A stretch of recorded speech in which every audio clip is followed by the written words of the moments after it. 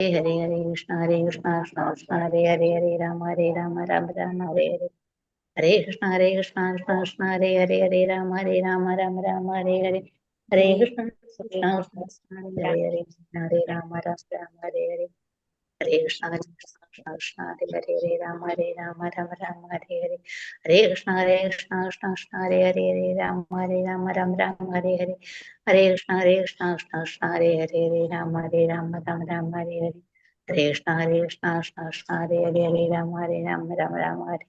ഹരേ കൃഷ്ണ കൃഷ്ണ ഹരേ രാമ രാമ ഹരേ ഹരേ ഹരേ കൃഷ്ണ കൃഷ്ണ ഹരേ രാമ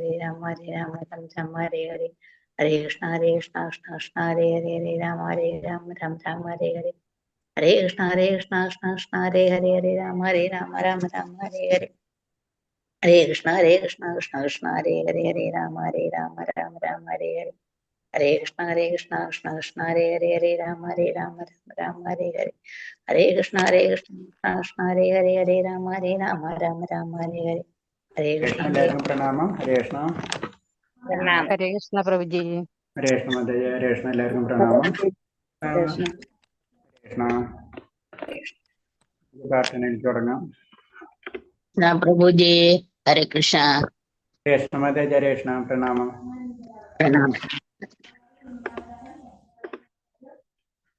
ഹരേ കൃഷ്ണ.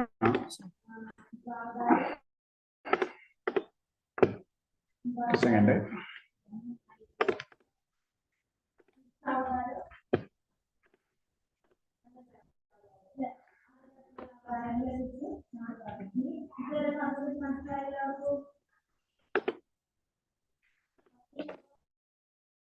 ഹരേ കൃഷ്ണ.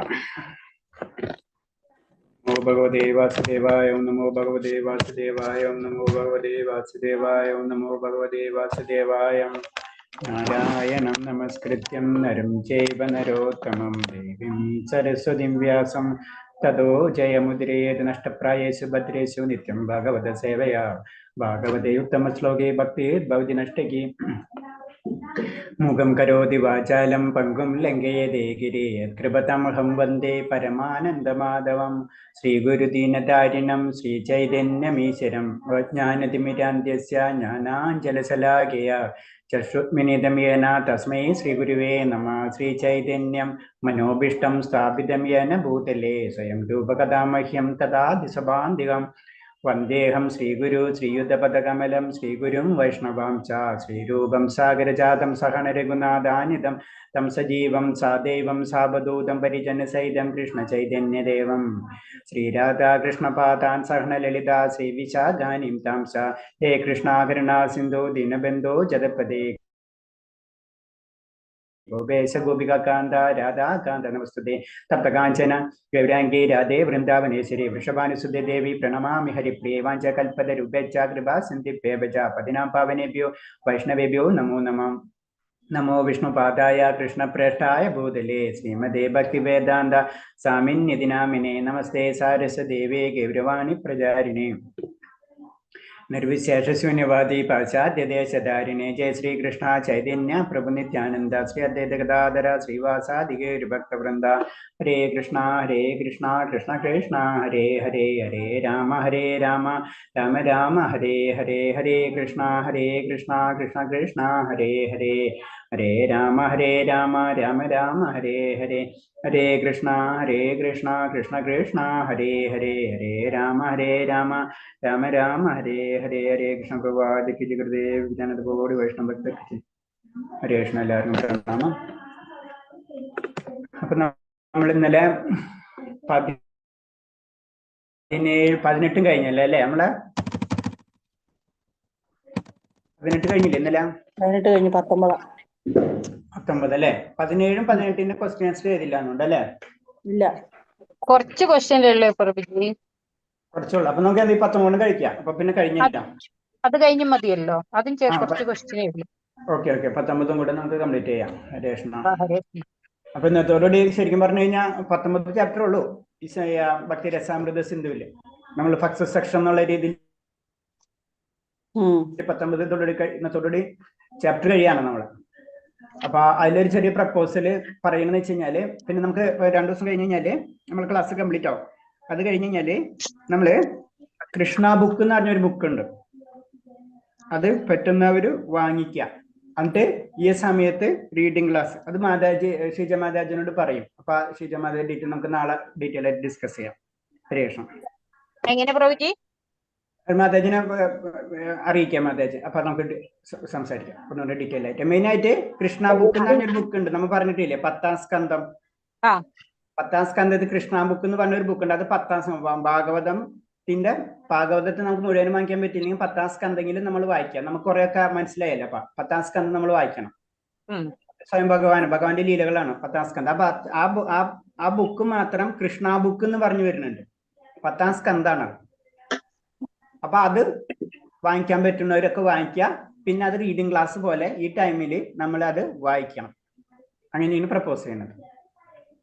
അപ്പൊ ബുക്ക് വാങ്ങിക്കാം. അപ്പൊ ക്ലാസ് കഴിഞ്ഞോണ്ട് നമ്മൾ പിന്നെ ബ്ലാങ്ക് ആവും അല്ലെ?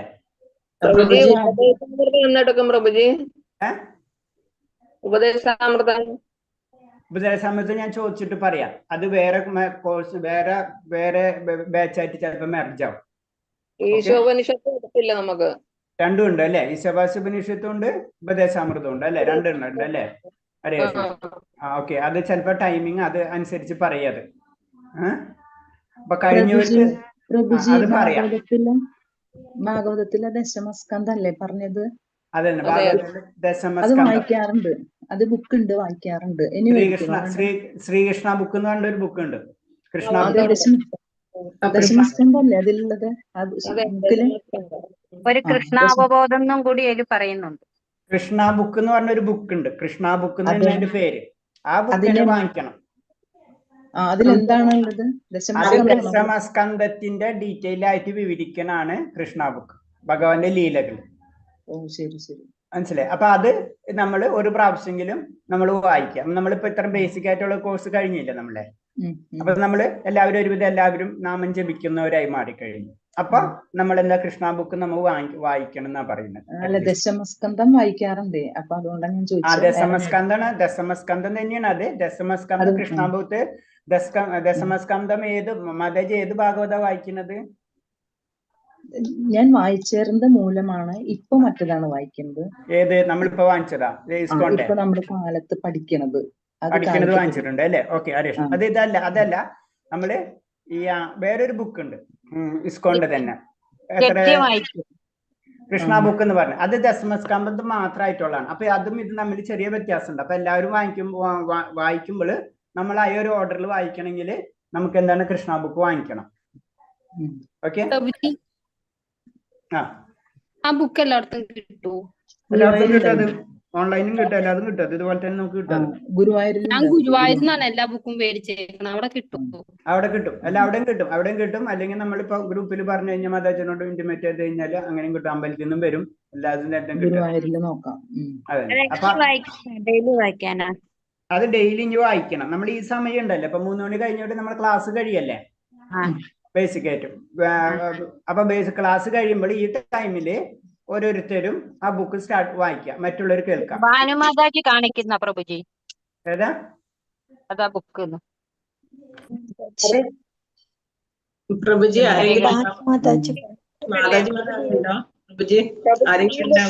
അത് തന്നെ ഭാനുമാതാജി കാണിക്കുന്ന ബുക്ക്. അതന്നെ കൃഷ്ണ ബുക്ക് ഭാനുമാതാജി കാണിക്കുന്നത്. ഇതേതാണ്? അതും കൃഷ്ണ ബുക്ക് തന്നെയാണ് തോന്നുന്നത്.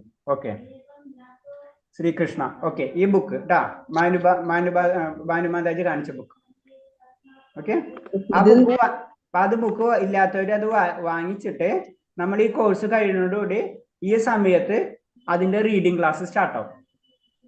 ആരെങ്കിലും ഉണ്ടോ പ്രഭുജി? മാതാജിമാരെ പ്രഭുജി ആരെങ്കിലും ഉണ്ടാവും? അപ്പൊ അത് നമ്മള് അത് ഫൈനൽ ചെയ്തിട്ടില്ല. അത് പറയാം ആരാണെന്ന് വരുന്നത്. ചിലപ്പോ നമ്മളിൽ തന്നെ ആരെങ്കിലും ഒരാളായിരിക്കും. ഞാനുണ്ടാവില്ല, വേറെ ആരെങ്കിലും നമ്മളിൽ തന്നെ ഗ്രൂപ്പിലുള്ള ആരെങ്കിലും ഒരാളായിരിക്കും. അത് മാനേജ് ചെയ്യാം. എല്ലാവരും വായിക്കാം. ഒരാളിത് വായിക്കാം, അടുത്ത ഒരു ദിവസം ഒരാൾ വായിക്കാം, അടുത്ത ദിവസം ഒരാൾ വായിക്കാം. ഇതിന് 400 രൂപയാണ് പ്രഭുജി. 400 രൂപ ഏകദേശം. അപ്പൊ ഒരാള് അവിടെ 450 വരുന്നുണ്ട്. 450 വരുന്നുണ്ട്. ചെറിയ ചെറിയ വ്യത്യാസങ്ങളുണ്ടാവും പല സ്ഥലത്തനുസരിച്ച്. ഞാൻ കണ്ണൂർ സ്കൂളിൽ നിന്ന് വാങ്ങിയതാണ് പ്രഭുജി. ഓക്കെ ഹരികൃഷ്ണ. അപ്പൊ നമ്മൾ ചെയ്യേണ്ടതെന്ന് വെച്ച് കഴിഞ്ഞാൽ ഒരു ദിവസം ഒരാൾ വായിക്കുക, അടുത്ത ദിവസം ഒരാൾ വായിക്കുക, അങ്ങനെ ആ ബുക്ക് വായിക്കണം. ഈ 1 മണിക്കൂർ അങ്ങനെ വായിച്ച് ചിലപ്പോൾ 2 മാസത്തോളം ചിലപ്പോൾ പിടിക്കായിരിക്കാം. അത് ഏത് ബുക്ക് പ്രഭുജി? കേട്ടില്ല, ഞാനിപ്പോ വന്നേ ഉള്ളൂ. കൃഷ്ണ ബുക്ക്. Okay okay. ഞാൻ വാങ്ങിച്ചു. അതന്നെ, കൃഷ്ണ ബുക്ക് വാങ്ങിക്കുക. അത് ഈ കോഴ്സ് കഴിയുമ്പോൾ ഇപ്പൊ 3-4 ദിവസം കൂടെ കഴിഞ്ഞ് കഴിയും നമ്മളെ. അത് കഴിഞ്ഞ് കഴിഞ്ഞാല് നമ്മള് ഇത് വായിക്കാം. അപ്പൊ പ്രോജക്റ്റ് വർക്ക് ഇല്ലേ? അതിന്റെ ഇടയ്ക്ക് പ്രൊജക്ട് വർക്കും ചെയ്യണം. നമ്മൾ പ്രൊജക്ട് വർക്ക് ഉണ്ട്, അത് പറയാം. ആദ്യം തന്നെ ബുക്ക് ഇത് വായിക്കുക, ഇത് കണ്ടിന്യൂസ് ആയിട്ട് വായിക്കുക. അതിന്റെ ഇടയ്ക്ക് പ്രൊജക്ട് വർക്ക് നമ്മൾ ചെയ്യണം. പ്രൊജക്ട് വർക്കിന്റെ കാര്യങ്ങള് പിന്നീട് ഞാൻ പറയാം എങ്ങനെ ചെയ്യേണ്ടതെന്ന്. Okay okay. ഹരേ കൃഷ്ണ. അപ്പൊ ആ ബുക്ക് വാങ്ങിക്കാൻ പറ്റുന്നവരൊക്കെ ബുക്ക് വാങ്ങിക്കാം. ഗ്രൂപ്പിൽ പേര് പറയാം. 450 രൂപയായിരുന്നു തോന്നണം. 450 ജയപതാക എന്ന് വാങ്ങിച്ചതാണ് ഞാൻ. രേഷ്ണ വാങ്ങിച്ചാൽ മതി, അല്ലെങ്കിൽ നമ്മളെ ഇസ്കോണില് നമ്മളെ ക്ഷേത്രത്തിൽ നിന്നും കിട്ടും. പറഞ്ഞു കഴിഞ്ഞാൽ അവര് കളക്ട് ചെയ്ത് കഴിഞ്ഞാൽ ഇസ്കോണില് 400, പറയൂ ബാബു പ്രഭു. ഈ ബുക്കിൽ ഇനിയും 50 അധ്യായം കൂടി കാണിക്കുന്നുണ്ടല്ലോ. അപ്പൊ 19 ആയുള്ളൂ. അവിടെ വെച്ച് നിർത്താണ് നമ്മള്. ആണോ? ബാക്കി അത് കാരണം എന്ന് വെച്ച് കഴിഞ്ഞാല് ഇത് നമ്മ പറഞ്ഞില്ലേ, ഇത് തന്നെ കേൾക്കുമ്പോ തന്നെ നമ്മളെ കിളി പോണുണ്ട് അല്ലെ? സത്യം പറഞ്ഞു കഴിഞ്ഞാല് മനസ്സിലായ ഏറ്റവും ടോപ്പ് ലെവലുള്ള കാര്യങ്ങളാണിത് അല്ലെ? ഉള്ളകിളി മൊത്തം പോയി പ്രഭുജി. കൃഷ്ണ. അപ്പൊ അത് അതിനേലും കൂടുതലാണ്. അപ്പൊ അതന്നെ ഈ ലെവല് വെച്ച് ആ ലെവലൊക്കെ എത്തുമ്പോഴേക്കും ചുറ്റും നമുക്ക് ഭഗവാനെ കാണേണ്ട അവസ്ഥക്ക് എത്തും. മനസ്സിലായില്ലേ? നമ്മള് ചുറ്റും ഭഗവാനായിരിക്കും. അത് അപ്പൊ കുറച്ചും കൂടെ നമ്മള് മെച്ചൂർ ആവാനുണ്ട്. ബേസിക് ആയിട്ട് കുറച്ചും കൂടെ മെച്ചൂർഡ് ആവാനുണ്ട്. അപ്പൊ അത് കാരണം കൊണ്ടാണ് ഈ കോഴ്സ് ഇവിടെ ഈ ചാപ്റ്റർ വെച്ച് തീർക്കുന്നത്. 19 ചാപ്റ്റർ വരുമ്പോ ഫസ്റ്റ് ലെവലാണ്. പിന്നെ നമ്മള് ആയിട്ട് ചെയ്ത് കാര്യങ്ങളൊക്കെ ചെയ്ത് കുറെ ഇത് കഴിയുമ്പോൾ ബാക്കിയുള്ള ചാപ്റ്ററുകൾ നമുക്ക് വായിച്ചാല് ആ ലെവലിൽ മനസ്സിലാക്കാൻ പറ്റുന്നു. ഇത് തന്നെ നമുക്കിപ്പൊ ഞാൻ ഈ ചാപ്റ്റർ എടുക്കുമ്പോൾ തന്നെ നമുക്ക് തോന്നും നമുക്കറിയാം, പക്ഷെ പ്രാക്ടിക്കലാക്കാൻ വളരെ ബുദ്ധിമുട്ടാണ്. ഓക്കെ, അപ്പൊ ആ ബുക്ക് എല്ലാവരും വാങ്ങിക്കാൻ ശ്രമിക്കുക. കൃഷ്ണ ബുക്ക് കേട്ടോ. അപ്പൊ നമുക്കത് പതുക്കെ അത് സ്റ്റാർട്ട് ചെയ്യും. ഓക്കെ, നമുക്ക് ക്ലാസ്സിലേക്ക് കടക്കാം. 10-ാമത്തെ അധ്യായം. ഓം നമോ ഭഗവതേ വാസുദേവായ. ഓം നമോ ഭഗവതേ വാസുദേവായ. പഠിച്ച പറഞ്ഞു ഭഗവത്മകമായ ശുദ്ധ പ്രേമത്തിലെ ഭക്തി സേവനം.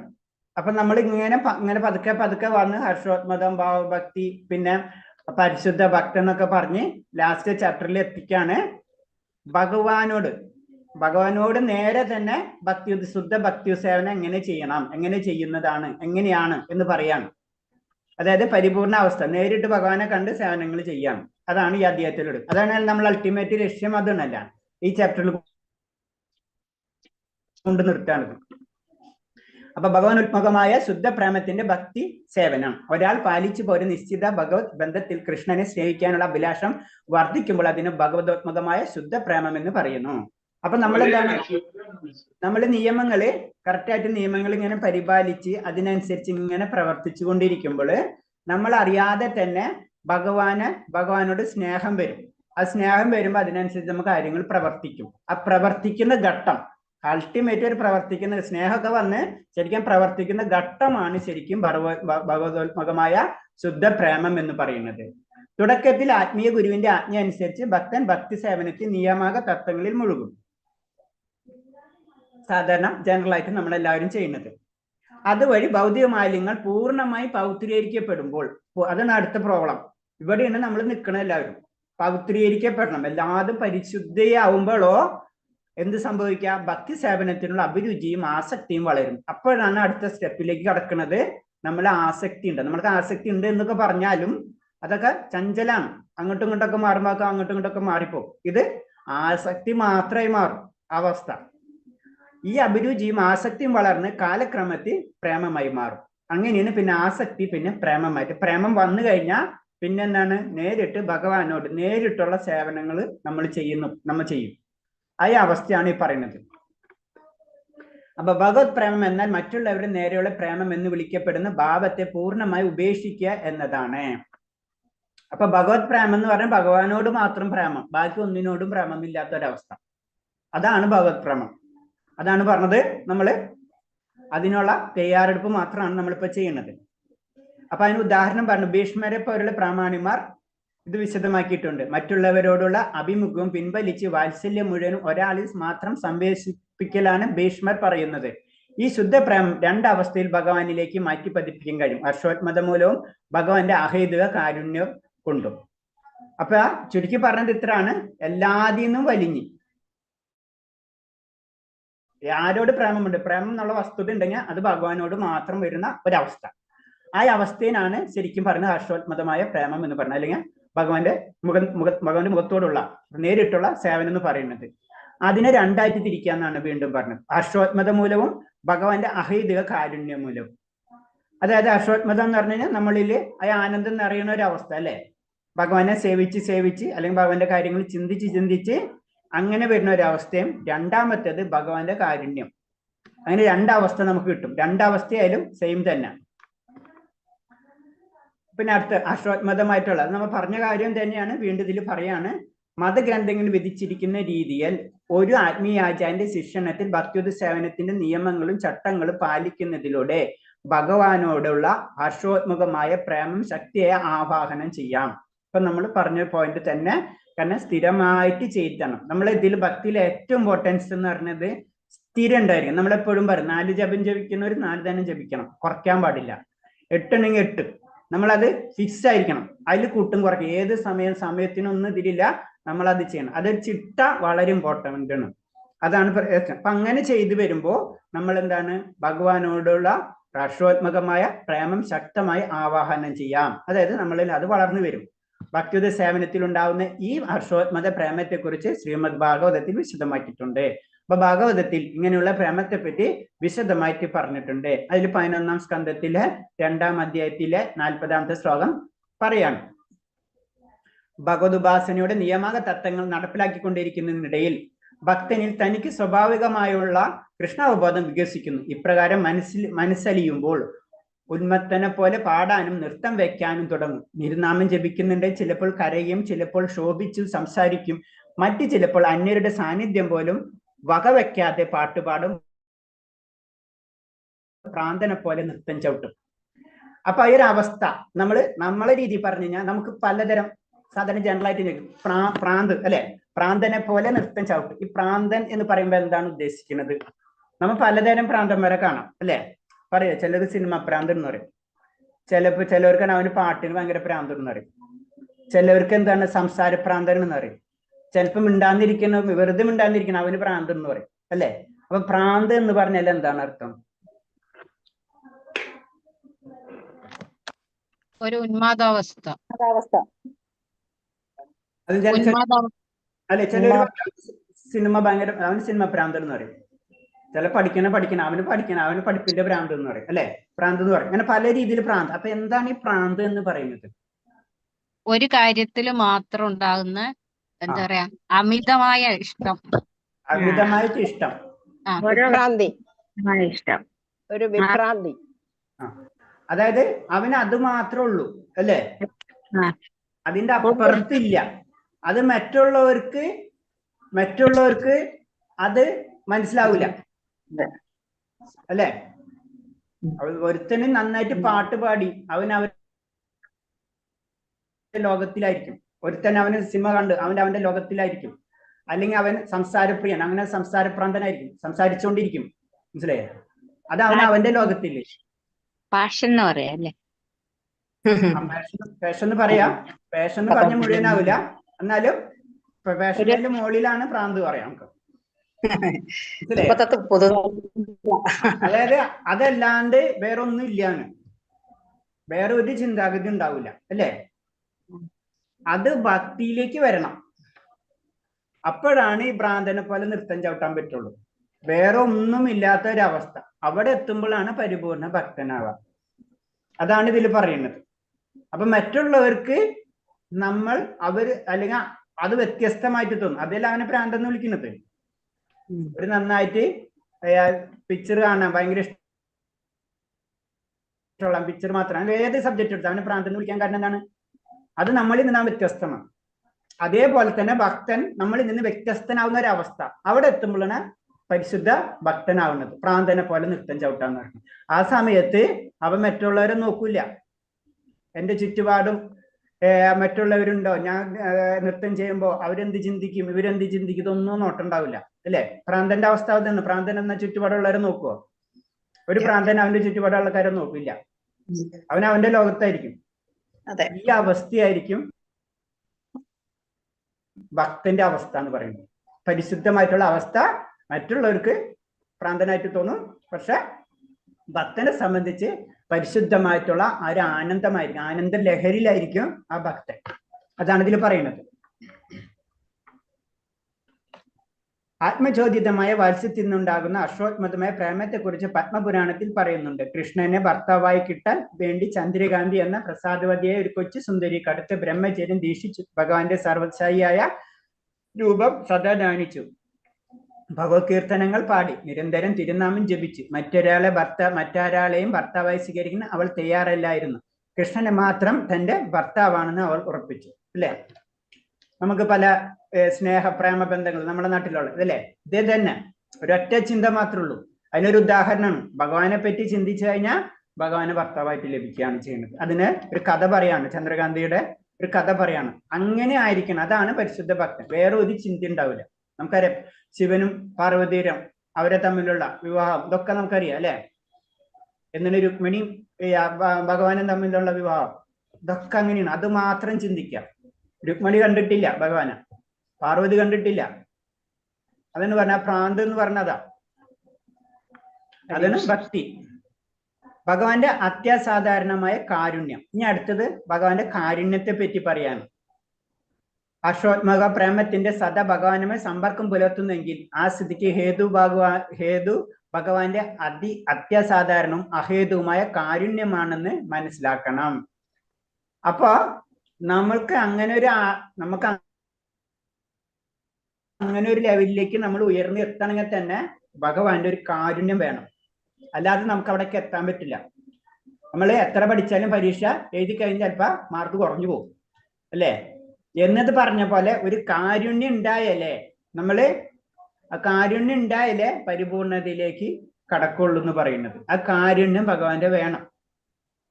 അതിനു വേണ്ടി നമ്മൾ പ്രാർത്ഥിച്ചുകൊണ്ടിരിക്കണം. അതാണ് പറഞ്ഞത്. ഇത്തരം അത്യാസാധാരണമായ കാരുണ്യത്തിന് ഒരു ഉദാഹരണം ശ്രീമദ് ഭാഗവതത്തിൽ ശ്രീകൃഷ്ണ ഉദ്ധവരോട് പറയുന്ന ഭാഗത്ത് കാണാം. എന്നെ പ്രാപിക്കാൻ വേണ്ടി വൃന്ദാവനത്തിൽ ഗോപികന്മാർ വേദം പഠിച്ചിട്ടില്ല, തീർത്ഥാടനത്തിൽ നടത്തിയിട്ടില്ല, ഭക്തിപൂർവമായ അനുഷ്ഠാനം നടത്തിയിട്ടുമില്ല, തപാനിഷ്ടങ്ങൾ ഉണ്ടായിട്ടില്ല. ഞാനുമായുള്ള സമ്പർക്കം കൊണ്ട് മാത്രമേ ഭക്തി സേവനത്തിന്റെ സമുന്നതമായ സമ്പൂർണത കൈവരിക്കാൻ അവർക്ക് കഴിഞ്ഞത്. അപ്പൊ ഈ പോയിന്റിൽ നിന്ന് നമ്മൾ മനസ്സിലാക്കേണ്ടത് ജ്ഞാനം വേണം, അതല്ല പ്രശ്നം. കാരണം എന്താണ്? ഭഗവാനായിട്ട് എപ്പോഴും സമ്പർക്കം ഉണ്ടാക്കാൻ വേണ്ടി പരിശ്രമിച്ചുകൊണ്ടിരിക്കണം. ആ സ്മരണ നിയമങ്ങളൊക്കെ എന്തിനാണ്? ഭഗവാനെ സ്മരിക്കാൻ വേണ്ടിയിട്ടുള്ളതാണ്. അപ്പൊ അൾട്ടിമേറ്റ് ഭഗവാനെ സ്മരിക്കേണ്ട കാര്യങ്ങൾ നമ്മൾ വിട്ടുകളയാൻ പാടില്ല. അതാണ് നമ്മൾ എന്നും പൂജ ചെയ്യണം, ഭഗവാനെ നാമം ജപിക്കണം, ക്ഷേത്രത്തിൽ പോകണം. നമ്മൾ കുറച്ച് പല കാര്യങ്ങൾ പറഞ്ഞു, മൂർത്തി ആരാധന, ഇതൊക്കെ ഇതിന്റെ പാർട്ടാണ്. അങ്ങനെ വരുമ്പോൾ ഭഗവാനായിട്ട് ബന്ധം വരും. ഈ ബന്ധത്തിന് വേണ്ടിയിട്ടാണ് എല്ലാ നിയമങ്ങളും. അപ്പൊ ബന്ധം നമ്മൾ പുലർത്തിക്കൊണ്ടിരുന്നു കഴിഞ്ഞാൽ ഭഗവാന്റെ കാരുണ്യം നമുക്ക് ലഭിക്കും. അതാണ് ഉദ്ധവരോട് ഭഗവാൻ പറയാണ്. അതിനെ ഗോപികന്മാരുടെ അല്ലെങ്കിൽ ഗോപന്മാരുടെ ഉദാഹരണം വെച്ച് പറഞ്ഞു കൊടുക്കണം. അവര് വേദമൊന്നും പഠിച്ചിട്ടില്ല, പക്ഷെ എന്താണ്, അവര് ഭഗവാനായിട്ട് എപ്പോഴും സമ്പർക്കമാണ്. അപ്പൊ നമുക്ക് സമ്പർക്കം ഉണ്ടാക്കാൻ പറ്റില്ല. അപ്പൊ നമ്മൾ സമ്പർക്കം ഉണ്ടാവുന്ന മെത്തേഡുകൾ നമ്മൾ കണ്ടുപിടിച്ചിട്ട് അതനുസരിച്ച് പ്രവർത്തിക്കുകയാണ് ചെയ്യുന്നത്. അത് നമ്മൾ കളയരുത്. നാമജപാണെങ്കിലും മറ്റെന്ത് കാര്യങ്ങളായിട്ട് ഭഗവാന് ബന്ധപ്പെട്ടുള്ള കാര്യങ്ങൾ എപ്പോഴും കറക്റ്റുള്ള വേട് അതാണ്. ഭഗവാനായിട്ട് ബന്ധം ഉണ്ടായിരിക്കണം നമ്മൾ. പത്മപുരാണത്തിൽ ചന്ദ്രകാന്തിയുടെ ശ്രീമദ് ഭാഗവതത്തിലെ ഗോപികന്മാരുടെ ഉദാഹരണത്തിന്റെ ഒരു കാര്യം സ്പഷ്ടമാണ്. തന്റെ സ്ഥിതി എന്ത് തന്നെയായാലും കൃഷ്ണനെ കുറിച്ച് സദാ ചിന്തിക്കുകയും ആശ്വാത്മകമായ പ്രേമത്തോടെ അദ്ദേഹത്തിന്റെ മഹാത്മ്യങ്ങളെ സദാ പ്രകീർത്തിക്കുകയും ചെയ്യുന്ന ഭക്തൻ കൃഷ്ണന്റെ അതിസാധാരണമായ കാരുണ്യം കൊണ്ട് കലർപ്പില്ലാത്ത ഭക്തി സേവനത്തിന്റെ സമുന്നതമായ സമ്പൂർണത നേടും. ശ്രീമദ് ഭാഗവതം ഇത് സ്ഥിരീകരിക്കുന്നു. അപ്പൊ അതാണ് പറഞ്ഞത്. അതിന്റെ ഒരു ഉദാഹരണം എന്ന് പറഞ്ഞിട്ട് നമ്മൾ ഭാഗവതായാലും ഭഗവതായാലും ഏതൊക്കെ ഗ്രന്ഥങ്ങളാണെങ്കിലും അതിൽ തെറ്റുണ്ടെങ്കിൽ നമ്മൾ പറയുന്ന സമയത്ത് അതൊരു ഭക്തന്റെ ആ ഗ്രന്ഥങ്ങൾ പറയുന്ന സമയത്ത് തെറ്റുണ്ടെങ്കിൽ കൂടിയും അതിൽ തെറ്റില്ല. അത് അങ്ങനെയാണ്, അത് വരാം. അതാണ് നമ്മൾ ഇത് വായിക്കണം, പഠിക്കണം, നമുക്ക് അറിയണ പോലെ നമ്മൾ ചെയ്യണം എന്ന് പറയുന്നതിന്റെ കാര്യം അതാണ്. കാരണം അങ്ങനെ ചെയ്യുമ്പോൾ, നമ്മൾ അറിയാവുന്ന രീതിയിൽ നമ്മൾ ചെയ്യുമ്പോൾ ഭഗവാന്റെ കാരുണ്യം കൂടുതലാണ് കിട്ടുന്നത്. നമുക്ക് അറിഞ്ഞില്ല എന്ന് പറഞ്ഞല്ല, നമുക്ക് അറിയുന്ന കാര്യം നമ്മൾ ചെയ്യണം ഭഗവാന് വേണ്ടി. ഭഗവാന് വേണ്ടിയാണ് ചെയ്യുന്നത്. അപ്പൊ അതിൽ ഇത്തിരി കുറവുണ്ടെങ്കിൽ തന്നെയും എന്താണ്, അത് ഭഗവാന്റെ കാരുണ്യം പിടിച്ചു പറ്റാണ് ചെയ്യുന്നത്. അതാണ് നമ്മൾ ചെയ്യേണ്ടത്. അപ്പൊ എന്തും നമ്മൾ അയ്യോ അതെനിക്ക് പറ്റില്ല, അല്ലെങ്കിൽ ഇത് ചെയ്യാൻ പറ്റില്ല, നമ്മൾ ഭഗവാന് വേണ്ടി ഏറ്റവും കാര്യങ്ങൾ കൂടുതൽ ചെയ്യാം. അതാണ് ഇതിൽ പറയുന്നത്. അങ്ങനെ ചെയ്യുമ്പോൾ ഭഗവാന്റെ കാരുണ്യം നമുക്ക് കൂടുതൽ കിട്ടും. അതാണ് എല്ലാതും പഠിച്ചു കഴിഞ്ഞിട്ട് അല്ല ചെയ്യേണ്ടത്. നമുക്ക് ചെയ്യേണ്ട കാര്യം നമ്മൾ അറിവിനനുസരിച്ച് ചെയ്തു പോകണം. ഭഗവാന്റെ അത്യാസാധാരണമായ കാരുണ്യത്തിൽ സംജാതമാകുന്നതിന് പറയപ്പെടുന്ന പരോക്ഷമായ കൂടാതെയുള്ള കൃഷ്ണാഭിമുഖത്തിന് രണ്ടായി തിരിക്കാം. ഭഗവാന്റെ മഹത്വത്തെ നേരെയുള്ള അത്യാദരവ് ഒന്നാമത്തേത്, മറ്റേത് ബാഹ്യ പരിഗണനകളൊന്നും കൂടാതെ അനൈച്ഛികമായുണ്ടെന്ന കൃഷ്ണാഭിമുഖവും. അപ്പൊ ഭഗവാനോടുള്ള ആ ബന്ധത്തെ, കാരുണ്യം എങ്ങനെയാണ് ഭഗവാന്റെ കാരുണ്യം എങ്ങനെ കിട്ടുന്ന ഒന്നും കൂടി തിരിച്ചു പറഞ്ഞു തരുന്നു. അതില് ഒന്നാമത്തെ എന്ന് പറഞ്ഞു കഴിഞ്ഞാൽ ഭഗവാനോട് അത്യാദരവ്, ഭഗവാനോടുള്ള ആദരവാണ് നമുക്ക് വരുന്നത്. മറ്റേത് എന്താണ്, അനൈച്ഛികമായ കൃഷ്ണ ആഭിമുഖ്യം, ഭഗവാനായിട്ടുള്ള ബന്ധം. ഒന്ന് ആദരവാണ്, രണ്ട് ആ ബന്ധമാണ്. അപ്പൊ ആദ്യത്തേതിന്റെ അടിസ്ഥാനത്തിലാണ് കൃഷ്ണാഭിമുഖ വാത്സല്യം സ്ഥിരപ്രേമവും ഒരാൾ ഉണ്ടാകുന്നുവെങ്കിൽ തീർച്ചയായും അയാൾക്ക് 4 തരം മോക്ഷങ്ങളും ഭഗവത്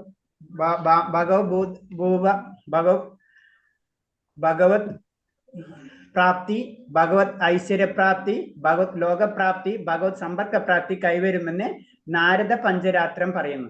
അതായത് ഭഗവാനെ ഒരു ആരാധനായിട്ട് കാണുന്നു വെച്ച് കഴിഞ്ഞാല്, അങ്ങനെ നമ്മളിൽ എന്താണ്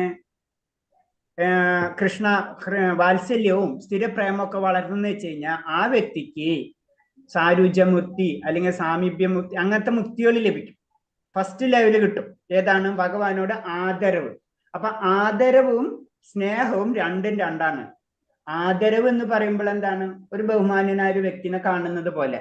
പക്ഷെ സ്നേഹം, പ്രേമം എന്ന് പറഞ്ഞപ്പോൾ നമ്മൾ അടുത്തുള്ള ഒരു വ്യക്തിയായി മാറി. അപ്പൊ രണ്ടിന്റെ ഗുണങ്ങള് രണ്ടും രണ്ടാണെന്ന് പറയുന്നത്. അതൊക്കെ ഇതിന്റെ ഏറ്റവും മുകളിലുള്ള തട്ടുകളാണ്. ഏറ്റവും ഭക്തിയിലെ ഏറ്റവും ഉയർന്ന തലത്തിൽ വരുമ്പോൾ ഭഗവാനെ ആരാധ്യ പുരുഷനായിട്ട് കാണാം, ഭഗവാനെ പ്രേമപുരുഷനായിട്ടും കാണാൻ പറ്റും. അതാണ് ഇതിൽ പറഞ്ഞത്. ശുദ്ധ കലർപ്പവുമില്ലാതെ ഭക്തിയുത സേവനം എന്നാൽ വ്യക്തിഗതമായ ലാഭം ലക്ഷ്യമാക്കയില്ലാതെ ഭക്തി സേവനം എന്നാണ് അർത്ഥമെന്ന് നാരദീയ പഞ്ചരാത്രം വ്യക്തമാക്കിയിട്ടുണ്ട്. ഇപ്പൊ നമുക്കറിയാം, ഭക്തി സേവനം എന്ന് പറയുമ്പോ നമ്മൾ അതിൽ നിന്നൊന്നും പ്രതീക്ഷിക്കരുത്. അങ്ങനത്തെ ആയിരിക്കണം ഭക്തിയുത സേവനം, അല്ലെങ്കിൽ അതിനാണ് ഭക്തിയുത സേവനം എന്ന് പറയുന്നത്. അത് നാരദീയ പഞ്ചരാത്രം എന്ന് പറഞ്ഞിട്ടുള്ള ഗ്രന്ഥത്തിൽ പറഞ്ഞിട്ടുണ്ട്. നമ്മളെ വേദങ്ങൾ പോലെ തന്നെ ഒരു ഗ്രന്ഥമാണ്. അത്ര നമ്മളത് മനസ്സിലാക്കിയാൽ മതി.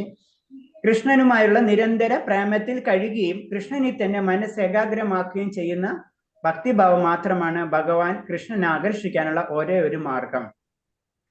അപ്പൊ 2 കാര്യമാണ് പറഞ്ഞ് ഭഗവാനെ ആകർഷിക്കാനുള്ളതെന്ന്, ഭഗവാന് പ്രേമത്തിൽ കഴിയുക, പിന്നെ ഭഗവാന്റെ നമ്മുടെ മനസ്സ് ഭഗവാനിൽ കേന്ദ്രീകരിക്കുക. ഇത് മാത്രമാണ് ഭഗവാനെ ആകർഷിക്കാനുള്ള വഴി എന്ന് പറയുന്നത്. ഒന്ന് പ്രേമത്തിൽ കഴിയണമെങ്കിൽ എന്താണ്, ഒരാളായിട്ട് പ്രേമം വരണമെങ്കിൽ, ഒരാളായിട്ട് സ്നേഹം വരണമെങ്കിൽ നമ്മൾ എന്താ ചെയ്യാം? ഒരു വ്യക്തിനോട് അല്ലെങ്കിൽ ഒരാളോട് സ്നേഹം വരണമെങ്കിൽ നമ്മൾ എന്താ ചെയ്യാം? അവരെ സദാ ചിന്തിക്കും. അവരെ സദാ ചിന്തിക്കും, അല്ലേ? പിന്നെ അവർക്ക് ഇഷ്ടമുള്ള കാര്യങ്ങൾ ചെയ്യും, അവരിഷ്ടമുള്ള കാര്യങ്ങൾ ചെയ്തു കൊടുക്കും. അതെ, അവരായിട്ട് കൂടുതൽ സംസാരിക്കും, അല്ലേ? നമ്മളെ കാര്യങ്ങൾ അവരോട് പറയും, അല്ലേ? നമ്മളെ വീട്ടിൽ വിളിക്കും, നമ്മൾ അവരായിട്ട് കൂടുതൽ ബന്ധപ്പെടും, അല്ലേ? അതെ, അവരായിരിക്കും മനസ്സിലെപ്പോഴും, അവരായിരിക്കും നമ്മുടെ മനസ്സിൽ എപ്പോഴും. ഇത് തന്നെയാണ് ഇതിലും പറയുന്നത്. ഇത്രേ ഉള്ളൂ. ഈ കാര്യം ഇങ്ങനെ നമ്മൾ ആയി മാറണം. നമ്മളെ ഭഗവാനല്ലാതെ വേറെ ഒന്നുമില്ല എന്നൊരവസ്ഥയിലേക്ക് നമ്മൾ എത്തണം എന്നാ പറയുന്നത്. അപ്പൊ മറ്റൊരു വിധത്തിൽ പറഞ്ഞാൽ ഭഗവാന്റെ രൂപത്തെ കുറിച്ച് നിരന്തരം ചിന്തിക്കുന്ന വൈഷ്ണവനാണ് ഉത്തമ വൈഷ്ണവൻ. അപ്പൊ നമ്മൾ ആ ചിന്ത എപ്പോഴും ഭഗവാനിലേക്ക് എത്താം. അതിന് നമ്മൾ എന്ത് ചെയ്യുമ്പോഴും എന്ത് പ്രവർത്തിക്കുമ്പോഴും അതിനൊരു പ്രാക്ടീസ് എന്ന് പറഞ്ഞ പോലെ തന്നെ നമ്മൾ എന്ത് പറയുമ്പോഴും, നമുക്ക് ദേഷ്യം വരുമ്പോഴും കൃഷ്ണ എന്ന് പറയാ, വിഷമം വരുമ്പോഴും കൃഷ്ണ എന്ന് പറയാ, കിട്ടിയാലും കൃഷ്ണ എന്ന് പറയാ, എപ്പോഴും എന്തിനെ സ്മരിക്കുന്ന ഒരവസ്ഥ. നമ്മൾ പണ്ടുള്ളവർ പറഞ്ഞിട്ടുണ്ട്, എന്ത് പറഞ്ഞാലും അവർ കൃഷ്ണ എന്ന് കൂടെ ചേർക്കും. കേട്ടിട്ടില്ലേ? പലരും പണ്ടുള്ളവര് വളരെയധികം പറയാം, എന്ത് വന്നാലും കൃഷ്ണ എന്ന് പറയും. കേട്ടിട്ടില്ലേ? പ്രത്യേകിച്ച് നമ്മളെ കുറച്ചും കൂടെ ഓൾഡർ ജനറേഷൻസ്, അപ്പൂപ്പന്മാരും അമ്മൂമ്മമാരൊക്കെ പറഞ്ഞേക്കാം. കേട്ടിട്ടില്ലേ? ഉണ്ട് പ്രഭു. അവർക്ക് എത്ര ദേഷ്യം വന്നാലും കൃഷ്ണ എന്ന് വിളിക്കുള്ളവര്. കേട്ടിട്ടില്ലേ? കുത്തക്കേട് ആരും കാണിച്ചാലും കൃഷ്ണാന്ന് വിളിക്കും. ദേഷ്യം നമ്മളെന്തെങ്കിലും കുസൃതി ചെയ്ത് കഴിഞ്ഞാൽ അത് ദേഷ്യം തീർക്കണത് എന്റെ കൃഷ്ണ എന്ന് വിളിക്കുള്ളൂ. മനസ്സിലായ? അതാണ് പ്രത്യേകത. അതെന്ന് പറയുന്നത് കളഞ്ഞോന്ന് ചോദിക്കും.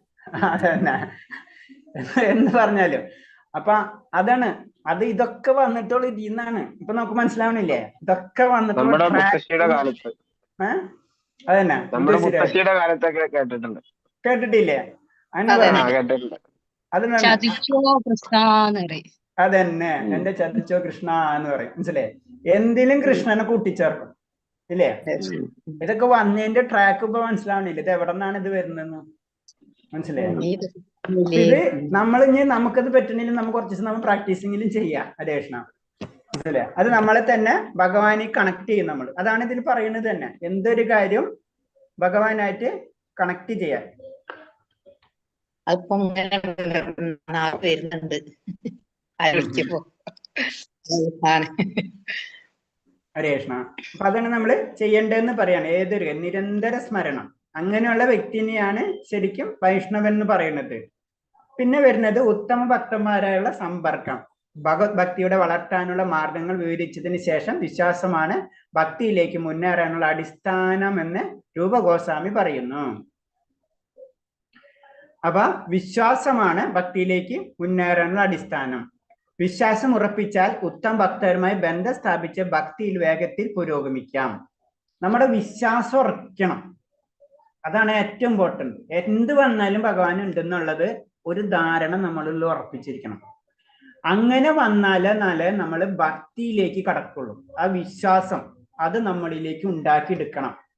അതാണ് ഏറ്റവും ഇമ്പോർട്ടൻ്റ് എന്ന് പറയുന്നത്. വിശ്വാസത്തോടുള്ള ഉത്തമ ഭക്തന്മാരുമായിട്ടുള്ള ബന്ധപ്പെടുന്നവർക്ക് ഭഗവാനെ കുറിച്ച് കേൾക്കാനും നാമജപം നടത്താനും അവസരമാകും. ഇതിലൂടെ ഗ്രാജുവലി ഭക്തിയിലേക്ക് ഉയരുന്ന വിവിധ ഘട്ടങ്ങൾ വിശ്വാസം, സേവനം, ആസക്തി, ഹർഷം, ശുദ്ധപ്രേമം അനുഭവപ്പെടുന്നു. അപ്പൊ അതിന്റെ വിവിധ ഘട്ടങ്ങളാണ്. വിശ്വാസം ആർജിച്ചിട്ട് ശേഷമേ നമ്മൾ എന്താണ്, വിശ്വാസം ആർജിച്ചാൽ മാത്രമേ മറ്റുള്ള ഘട്ടങ്ങളിലേക്ക് കടക്കാൻ പറ്റുള്ളൂ. അപ്പൊ വിശ്വാസം വന്നിട്ട് പിന്നെ നമ്മൾ എന്താണ്, ഭക്തിപരമായിട്ടുള്ള ഉന്നത ഭക്തന്മാരോട് കൂട്ടുകെടുമ്പോൾ അവരായിട്ട് ബന്ധപ്പെടുമ്പോൾ നമുക്ക് എന്താണ്, പിന്നെ വീണ്ടും വളരെ സ്പീഡിലായിരിക്കും ഉയർച്ച. നമുക്ക് അറിയാൻ അത്ര ആഗ്രഹമുള്ള ഒരു കാര്യം ഒരാൾ പറയുമ്പോൾ എന്താണ്, പെട്ടെന്ന് നമ്മൾ ക്യാപ്ചർ ചെയ്യും അല്ലേ? നമുക്ക് ഇൻട്രസ്റ്റ് ഉള്ള ഒരു കാര്യമാണെന്ന് വയ്ക്കുക. ഇപ്പൊ എക്സാമ്പിൾ പറയാം, നമ്മൾ ടി വിയിൽ ഒരു പ്രോഗ്രാം ഇങ്ങനെ നടന്നുകൊണ്ടിരിക്കുകയായിരിക്കും. പെട്ടെന്നായിരിക്കും നമുക്ക് തിരിഞ്ഞു നോക്കാനും നമുക്ക് ഇൻട്രസ്റ്റ് ആയിട്ട് എന്തൊരു വേർഡ് അതിൽ പറഞ്ഞിട്ടുണ്ടാവും. ഇത് തന്നെയാണ് ഭക്തിയിലും. ഭക്തി നമ്മൾ ആ വിശ്വാസം നമുക്ക് ഉറപ്പിച്ചു കഴിഞ്ഞാൽ പിന്നെ അത് കേൾക്കാൻ ഭയങ്കര ആഗ്രഹമായിരിക്കും. പിന്നെ ആ ആഗ്രഹം വരും, ആസക്തി വരും. അപ്പൊ ആസക്തി പിന്നെയാണ് ആസക്തിയിൽ കൂടെ പിന്നെ ഹർഷം, ശുദ്ധപ്രേമം എന്നൊക്കെ ആ സെക്ഷനിലേക്ക് പതുക്കെ കടക്കണം. അപ്പൊ വിശ്വാസം വേണം. വിശ്വാസം വരുമ്പോ പിന്നെ അത് എപ്പോഴും കേൾക്കണം, അതിനെപ്പറ്റി അറിയാൻ ആഗ്രഹം വരും, ആസക്തി വരും നമ്മൾക്ക്. അതാണ് എപ്പോഴും നമ്മൾ തന്നെ ശ്രവണം. ഇത് ആസക്തി വരണമെങ്കിൽ, ആ വിശ്വാസം വരണമെങ്കിൽ നമ്മൾ എന്താണ്, ഇത് സ്ഥിരമായിട്ട് കേൾക്കണം. അത് സയന്റിഫിക് ആയിട്ടുള്ള കാര്യം. 1 പ്രാവശ്യം 100 പ്രാവശ്യം കേട്ട് കഴിഞ്ഞാല് നമ്മൾ സാധാരണ രീതിയിൽ പറയും ബ്രെയിൻ വാഷിംഗ് എന്ന് പറയും. ജനറൽ ആയിട്ട് നെഗറ്റീവായിട്ടും ചെയ്യാതെ പോസിറ്റീവായിട്ടും ചെയ്യാം. അപ്പൊ നെഗറ്റീവായിട്ട് ചെയ്യുന്നവരുണ്ട്, പോസിറ്റീവായിട്ട് ചെയ്യുന്നവരുണ്ട്. ബ്രെയിൻ വാഷിംഗ് എന്ന് പറയും സിമ്പിൾ ആയിട്ട് പറഞ്ഞു കഴിഞ്ഞാൽ. അതെന്താണ്, സ്ഥിരമായിട്ട് കേൾക്കുക, സ്ഥിരമായിട്ട് പറയുക. അത് നമ്മളെ മനസ്സിൽ കറക്റ്റായിട്ട് അത് കയറും. പിന്നെ അത് മാറ്റം വരുത്താൻ പറ്റില്ല. പിന്നെ എന്ത് പറഞ്ഞാലും അത് മാറില്ല. അതാണ് നമ്മൾ ശ്രവണത്തിന് വളരെ ഇമ്പോർട്ടൻറ്റ്. നമ്മളത് നിർബന്ധമായിട്ട് കേൾക്കുക. അതാണ് നമ്മൾ ഭാഗവതം നിർബന്ധമായിട്ട് വായിക്കാൻ പറയുന്നത്. നമ്മൾ ഡെയിലി വായിച്ചുകൊണ്ടിരുന്ന് കഴിഞ്ഞാൽ തന്നെ നമ്മളറിയാതെ പിന്നെ അതിൽ അറ്റാച്ച്ഡ് ആയിട്ട് മാറും നമ്മൾ. അതാണ് വായിക്കണം എന്ന് പറയുന്നത്. അതാണ് നമ്മൾ വിട്ടുപോകരുതെന്ന് പറയുന്നത്. ഭാഗ്യവാന്മാർക്ക് മാത്രമേ ജീവിതത്തിൽ ഈ വിജയം നേടാനാകുള്ളൂ. കാരണം അത് എല്ലാവർക്കും കിട്ടണമെന്നില്ല. അത്ര ഭാഗ്യം നമുക്ക് വേണം. വൈദിക ഗ്രന്ഥങ്ങൾ പഠിക്കുന്ന ഒരു കേവല വിദ്യാർത്ഥിക്ക് ഈ വികാസം എങ്ങനെ സംഭവിക്കുന്നു മനസ്സിലാക്കാൻ വിഷമമാണ്. അപ്പൊ ഇത് ഈ വികാസം നമ്മൾ ജ്ഞാനം കൊണ്ട് മാത്രം ഇത് കിട്ടില്ല. ഇതിന് മഹാഭാഗ്യം വേണം. പിന്നെ നിഷ്ഠ നമ്മൾ പറയില്ലേ, ശ്രദ്ധ, സാധുസംഘ, ഭജനക്രിയ, പിന്നെ നിഷ്ഠ എന്ന് പറഞ്ഞിട്ടുള്ള സെക്ഷൻ ഉണ്ടല്ലോ, നിഷ്ഠ, ഇതൊക്കെ വേണം. എന്നാലേ നമുക്ക് അത് ഉയർന്ന തലത്തിലേക്ക് പോകാൻ കഴിയുള്ളൂ. നാരദ പഞ്ചരാത്രത്തിൽ ശിവൻ പാർവതിയോട് പറയുന്നു, ദേവി, മഹാപ്രേമത്തിന്റെ ഹർഷോത്മതം വളർച്ചിട്ടുള്ള ഈ പ്രേമത്തിന്റെ ഫലമായി സദാ പരമാനന്ദി മുഴുകി കഴിയുന്ന ഒരാൾക്ക് ശരീരത്തിൽ നിന്നോ മനസ്സിൽ നിന്നുണ്ടാകുന്ന ഭൗതികമായ സുഖദുഃഖങ്ങൾ ദർശിക്കാൻ കഴിയില്ലെന്ന് എന്നിൽ നിന്ന് മനസ്സിലാക്കിക്കൊള്ളുക. അപ്പൊ ഏതില് ആരോടാണ് പറയുന്നത്? പരമശിവൻ പാർവതിയോട് പറയാണ്. കാരണം ഈ പ്രേമം നമ്മുടെ ഉള്ളിൽ ഉണ്ടായിക്കഴിഞ്ഞാൽ പിന്നെ നമ്മുടെ ശരീരത്തിന്റെയോ മനസ്സിന്റെ ദുഃഖങ്ങൾ ഉണ്ടാവില്ല എന്ന് എന്നിൽ നിന്ന് മനസ്സിലാക്കിക്കൊള്ളുക. കാരണം എന്താ വെച്ചാൽ പരമശിവൻ അത്ര വലിയ ഉയർന്ന ഭക്തനാണ്. അത് പറഞ്ഞപ്പോഴാണ് വേറെ ഒരു പോയിന്റ് ഓർമ്മ വന്നത്. അതായത് സാധാരണ നമ്മളെ ഭാരതത്തില് നമ്മള് സാധാരണ പൂജ ചെയ്യുന്ന ദേവന്മാരെ ആരൊക്കെയാ? സാധാരണ നമ്മൾ ജനറൽ ആയിട്ട് നമ്മ ആരൊക്കെയാണ് പൂജിക്കുക? മഹാദേവൻ, ഗണപതി, മുരുകൻ, ശാസ്താവ്, ദേവി, കൃഷ്ണൻ, സരസ്വതി. അത് ദേവിയുടെ സെക്ഷനിൽ പോയി.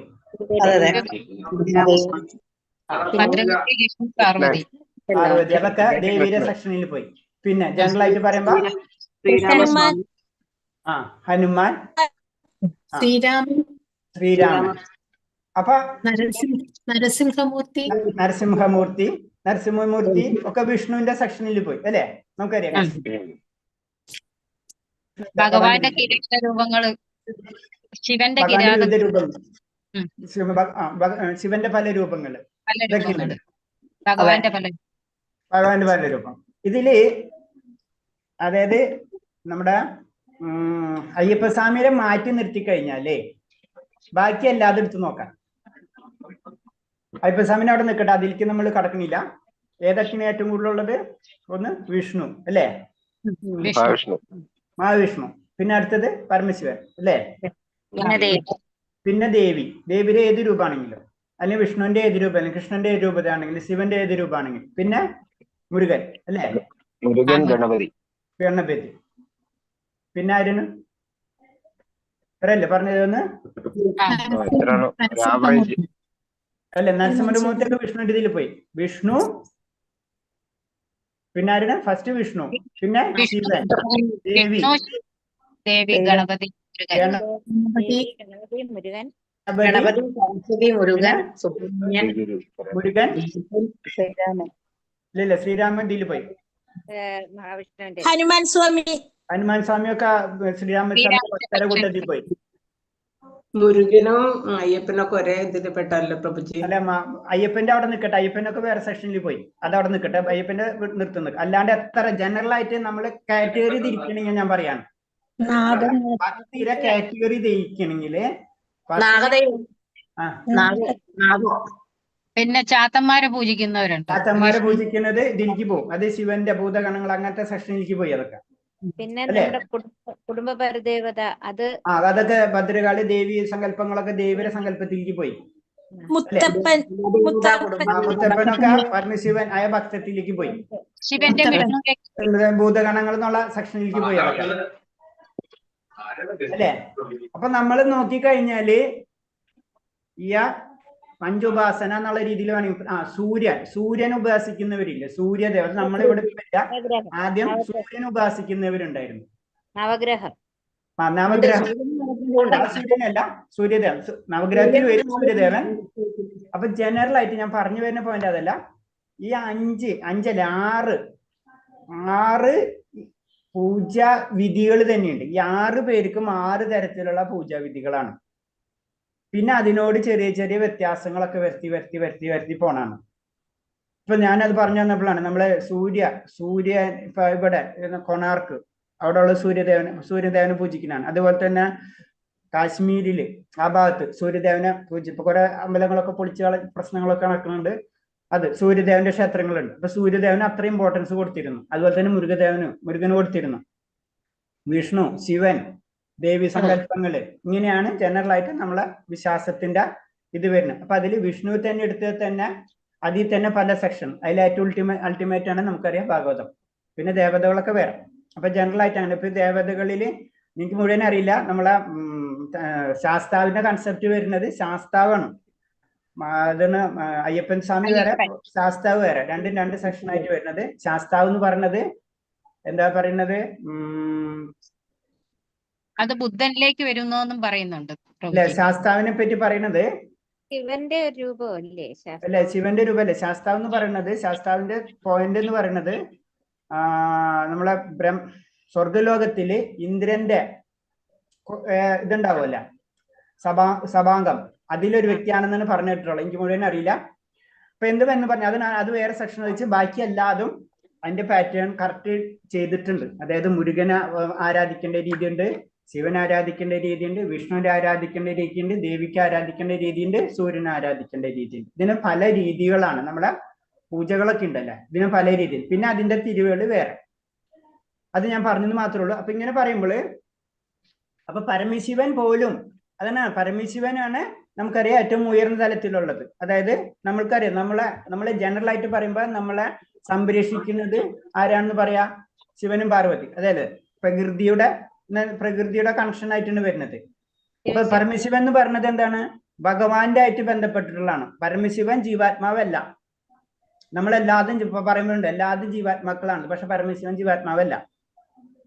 ബാക്കി എല്ലാം ജീവാത്മാക്കളാണ്, പക്ഷെ പരമശിവൻ, അതായത് ബ്രഹ്മാവ് തൊട്ട് ബാക്കി എല്ലാം ജീവാത്മാക്കളാണ്, പക്ഷെ പരമശിവൻ ജീവാത്മാപ്പിൽ വരില്ല. ആ ജീവാത്മാവല്ലാത്ത അതാണ് പറഞ്ഞത്, അത്രയും ഉയർന്നതാണ് ഭഗവാൻ. ഇതിൽ കൂടെ നമുക്ക് മനസ്സിലാക്കണം. അപ്പൊ പരമശിവൻ പറയാണ്, എന്നിൽ നിന്ന് മനസ്സിലാക്കുക, കാരണം ഭഗവാനിൽ ആനന്ദം കണ്ടെത്തുന്നതാണ് ഞാൻ എന്ന് മനസ്സിലാക്കുക. അത്രയും ഉയർന്നതാണ് ഒരു പരിശുദ്ധ ഭക്തൻ എന്ന് മനസ്സിലാക്കാൻ വേണ്ടിയാണ് ഞാൻ പറഞ്ഞത്. ഹരേ കൃഷ്ണ പ്രഭുജി. അപ്പൊ നമ്മളോട് പറഞ്ഞിട്ടല്ലോ ഭഗവാന്റെ ഭക്തനെ പൂജിക്കുന്നതിനെ എനിക്ക് ഏറ്റവും ഇഷ്ടം എന്ന് ഭഗവാൻ പറഞ്ഞിട്ടുണ്ടല്ലോ, ഭക്തന്റെ ഭക്തനെയാ ഇഷ്ടമെന്നു. അപ്പൊ ശിവനെ പൂജിക്കുന്നവര് ഭഗവാൻ അത്ര ഇഷ്ടമായിരിക്കില്ലേ? അതെ, തീർച്ചയായിട്ടും. ഞാൻ പറഞ്ഞില്ലേ, ഏറ്റവും നമ്മൾ ദേവന്മാരെ പൂജിക്കുന്ന അടക്കം തെറ്റെന്ന് പറയുന്നില്ലല്ലോ ഭഗവാൻ. മനസ്സിലായില്ലേ? പക്ഷെ എന്താണ് ഭഗവാൻ സതതം കീർത്തി എന്തോ, അത് എന്നെ എപ്പോഴും കീർത്തിക്കാനാണ് പറയുന്നത്. അതിന്റെ അർത്ഥം അവരെ കീർത്തിക്കേണ്ടെന്നാ, അവരെ കീർത്തിക്കേണ്ട. അവൻ ഭക്തനാണെന്ന് പറഞ്ഞു കഴിഞ്ഞാലേ നമ്മള് അങ്ങനെ ആയിരിക്കണം. നമ്മുടെ വിനയം അതേ ഭാവത്തിലായിരിക്കണം എന്നാണ് പറയുന്നത്. ഭക്താന് പറഞ്ഞ ദാസാന് ദാസ എന്നുള്ള അവസ്ഥയിലായിരിക്കണം നമ്മുടെ അവസ്ഥ. അങ്ങനത്തെ ഉള്ള ഭക്തനാണ് എനിക്കിഷ്ടം.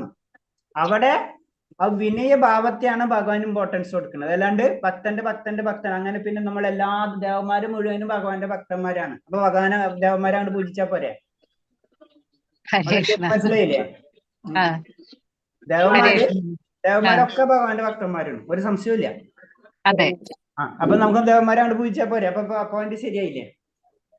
അത് അപ്പൊ അതെന്ന് പറയുന്നത് നമ്മൾ വിനയഭാവത്തെയാണ്, നമ്മളെ വിനയത്തെയാണ് അത് പറയണം. അത്രയും വിനയമായിരിക്കണം ഒരു ഭക്തൻ എന്ന് പറഞ്ഞു തരാണ്. ക്ലിയർ ആയില്ലേ മാതാജി? ഹരേ കൃഷ്ണ. അപ്പൊ ഭഗവാൻ പറയുന്നത് എപ്പോഴും എന്നെ കീർത്തിക്കാൻ തന്നെയാണ് പറയുന്നത്. അപ്പൊ ആ അവസ്ഥയിലേക്ക് നമ്മൾ എത്തണം. അത് പെട്ടെന്ന് എത്തില്ല. അതീന്ദ്രമായ സൗന്ദര്യം എന്ന സങ്കല്പം സ്ഥാപിച്ചെടുത്ത സനാതന ഗോസ്വാമിയുടെയും ഗോപാലഭട്ട ഗോസ്വാമിയുടെയും രഘുനാഥദാസ് ഗോസ്വാമിയുടെയും അതീന്ദ്ര സുഖം എന്ന തത്വത്തിന്റെ അവതരണ പ്രബന്ധമായ രൂപ ഗോസ്വാമി രചിച്ച ഭക്തി രസാമൃത സിന്ധു എന്ന ഗ്രന്ഥത്തിൽ 1-ാം ഭാഗം ഇങ്ങനെ അവസാനിപ്പിക്കുന്നു. ഭക്തി രസാമൃത സിന്ധുവിന്റെ രചനകാലത്ത് ശ്രീല ജീവ ഗോസ്വാമി സജീവമായി രംഗത്തില്ലായിരുന്നെന്ന് വേണം മുകളിൽ നിന്നുള്ള പ്രസ്താവനയിൽ നിന്ന് മനസ്സിലാക്കാൻ. അപ്പൊ ഇതിന്റെ ഫസ്റ്റ് സെഷൻ അവസാനിക്കണേ. അപ്പൊ എന്താണ്, ആരാണ് രൂപ ഗോസ്വാമി എന്ന് രചിച്ചത്? അപ്പൊ നമുക്കറിയാം 6 ഗോസ്വാമിമാരായിരുന്നു വൃന്ദാവനത്തിൽ വെച്ചിട്ട് ആത്മീയമായിട്ടുള്ള കാര്യങ്ങൾ പറഞ്ഞ് പഠിപ്പിക്കുക, അതിനെ ഉയർത്താൻ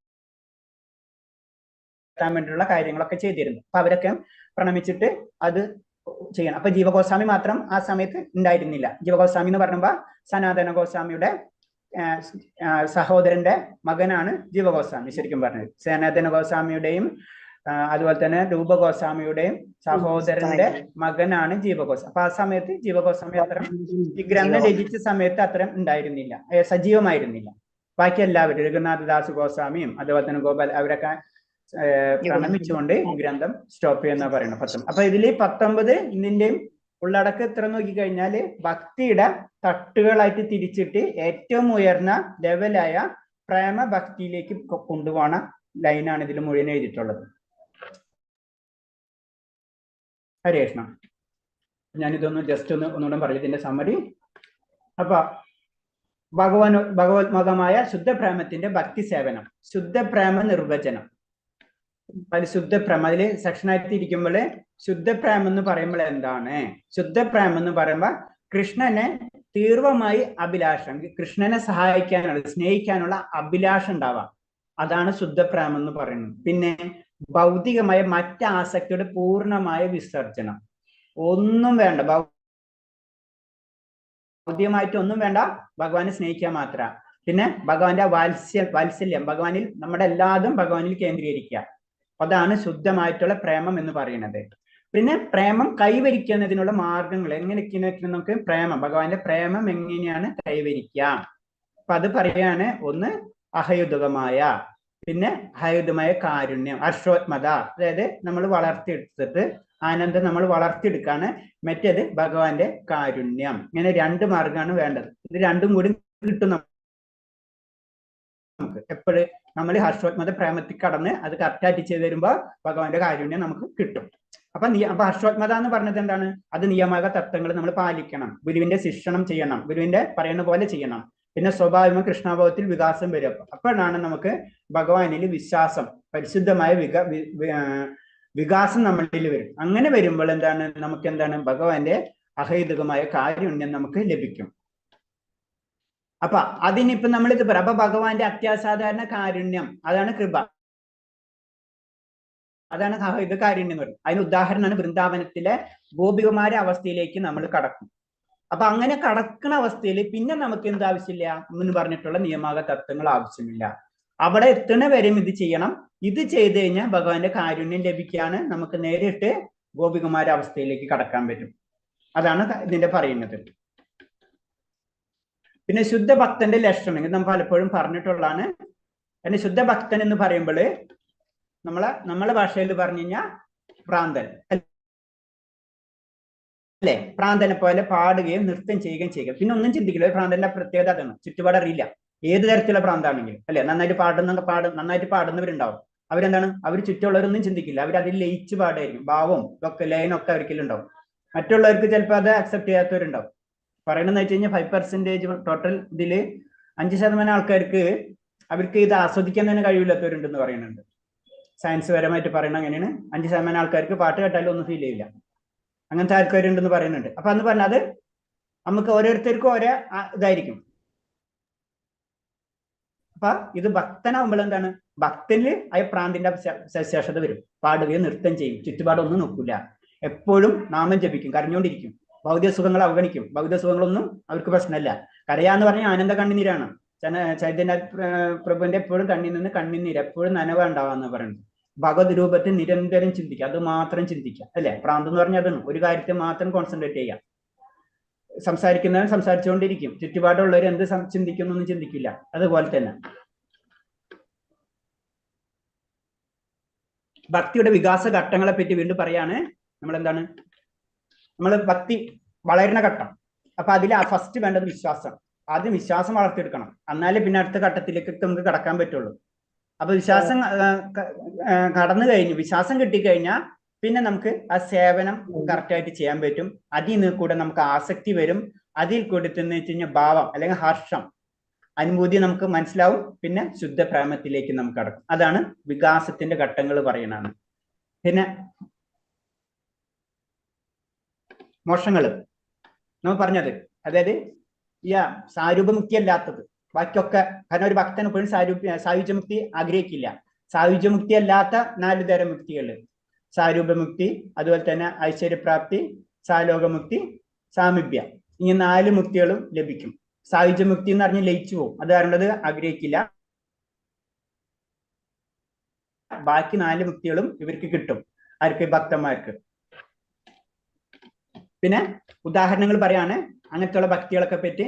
ചന്ദ്രകാന്ത ആത്മപുരാണത്തിൽ പറയുന്നത് ഉദ്ധവർക്ക് കൃഷ്ണൻ നൽകിയ ഉപദേശം, ഭീഷ്മരുടെ വിശദീകരണം. ഇത്രയാണ് ഇതിൽ പറയുന്നത്.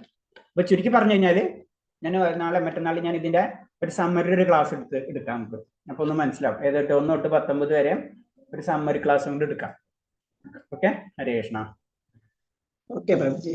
ഹരേ കൃഷ്ണ. ഇത്തരം പറഞ്ഞതിൽ എന്തെങ്കിലും സംശയം ഉണ്ടാ? പ്രഭുജി അങ്ങനെ ശുദ്ധ ഭക്തന്മാരാവുന്നതിൽ ശരിയുണ്ടോ? എന്താ മാതാജി? ഹരേ കൃഷ്ണ. അങ്ങനെ ശുദ്ധഭക്തന്മാരാവാന്നുള്ളത് സാധാരണക്കാർക്ക് ഉള്ളതാണോ, അല്ല അത്തരം ലെവലുള്ള ആൾക്കാർക്ക് മാത്രമുള്ളതാണോ? ശുദ്ധഭക്തന്മാരാവുന്ന ആർക്കും പറ്റും. ഭ്രാന്തി ലെവലിലൊക്കെ വരുന്നത് അതല്ലേ ഭഗവാന്റെ പ്രത്യേകത. അതിന് കുലോ ജാതിയോ മതോ ഞാനോ ഇതൊന്നും ഇല്ലാന്ന് ഭഗവാൻ പല പ്രാവശ്യം പറഞ്ഞിട്ടുള്ളതല്ലേ. എന്തുകൊണ്ട്? സതതം കീർത്തിയന്തമ യഥഞ്ചസ്തൃത. എപ്പോഴും ഭഗവാന്റെ പറ്റി സ്മരിക്കുക. ഇതിനു വേണ്ടി ഏത് മാർഗം സ്വീകരിക്കുക. അതല്ല പ്രഭുജി, സാധാരണ പറ്റുമോ അല്ലേ? എന്താണ് ഗൃഹസ്ഥാശ്രമികൾക്ക് അങ്ങനെ പറ്റുമോ? എല്ലാം ആ ഒരു ലെവലിൽ സാധാരണ ജീവിക്കണവർക്ക് പറ്റുമോ എന്നുള്ളതാണ്. നമ്മളെ മഹർഷിമാര് മുഴുവൻ ആരെന്തായിരുന്നു? ഗൃഹസ്ഥരായിരുന്നില്ലേ? അതെ, എല്ലാവരും ഗൃഹസ്ഥരായിരുന്നു. ഒക്കെ എല്ലാവരും ഗൃഹസ്ഥരായിരുന്നു. മനസ്സിലായി? അപ്പൊ ഗൃഹസ്ഥരാണ് ഇതിൽ ചെയ്യുന്നത്. ശരിക്കും എല്ലാവരും ശ്രദ്ധിച്ചോ? വ്യാസദേവൻ, കർദമുനി, എല്ലാ മഹർഷിമാരും ഒക്കെ ഗൃഹസ്ഥരാണ്. ഗൃഹസ്ഥർക്കൊക്കെ പറ്റും. അപ്പൊ അത് മനസ്സിലായില്ലേ? പക്ഷെ നമ്മൾ എന്താണ്? നമ്മ ഗൃഹസ്ഥരല്ല. അതാണ് പ്രശ്നം. ഞാൻ ആ വേട് മറന്നു. ഗൃഹദേമി എന്നത് പറഞ്ഞതേന് ഞാൻ ഒരു പ്രാവശ്യം പറഞ്ഞിട്ടുണ്ട്. ഗൃഹദേമിന്നല്ലേ? നമ്മളെന്താണ്? ഭൗതികമായിട്ടുള്ള സുഖ സൗകര്യങ്ങൾക്ക് മാത്രം അതിനെ സേവിച്ചുകൊണ്ടിരിക്കുന്നവരാണ്. ഗൃഹസ്ഥർ എന്ന് പറയുമ്പോൾ തന്നെ അതിനെന്താണ്? ആത്മീയത വന്നു. ആത്മീയത കൂടിക്കൊണ്ട് നടക്കുന്നവരാണ് ഗൃഹസ്ഥർ. അല്ലാത്തവര് ഗൃഹസ്ഥരല്ല. അപ്പൊ അവര് എല്ലാവരും നോക്കി, വ്യാസദേവൻ എല്ലാവരും ഗൃഹസ്ഥർ തന്നെയായിരുന്നു. അപ്പൊ ഗൃഹസ്ഥർക്ക് പറ്റില്ല എന്നല്ല, ഗൃഹസ്ഥർക്ക് പറ്റും. പക്ഷെ എന്താണ്? അപ്പൊ പിന്നെ ബ്രഹ്മചര്യ. അപ്പൊ അടുത്ത ചോദ്യം, അപ്പൊ അങ്ങനെ തന്നെ ബ്രഹ്മചര്യം എന്തിനെടുക്കണം? ഗൃഹസ്ഥനായപ്പോലെന്ന് അല്ലേ? ഇത്ര ബുദ്ധിമുട്ട് ഗൃഹസ്ഥ. അപ്പൊ നമ്മളെ രീതിയിലുള്ള ചിന്താഗതി അതൊക്കെയാണ് വരാം. കാരണം ഗൃഹസ്ഥർക്ക് എന്ന് പറഞ്ഞാൽ എല്ലാ സുഖ സൗകര്യങ്ങളും കിട്ടുകയും ചെയ്യും, ബ്രഹ്മചര്യർക്കൊന്നും കിട്ടൂലല്ല. അപ്പൊ എളുപ്പം ഗൃഹസ്ഥനായ പോലെ എന്ന് വയ്ക്കും. അതെന്താ? അതിന്റെ ഉത്തരം നിങ്ങളൊന്ന് തന്നെ പറ. ഹരേ കൃഷ്ണ. അവരിങ്ങനെ ബുദ്ധിമുട്ടി അവിടെ ഒക്കെ നടക്കണ്, നമ്മളിവിടെ സുഖമായിട്ട് ഗൃഹസ്ഥന് കിട്ടുകയും ചെയ്യും. മനസ്സിലായി? രണ്ടും കിട്ടും. അപ്പൊ എന്താണ് അവരങ്ങനെ നടക്കാൻ കാരണം? ഹരേ കൃഷ്ണ.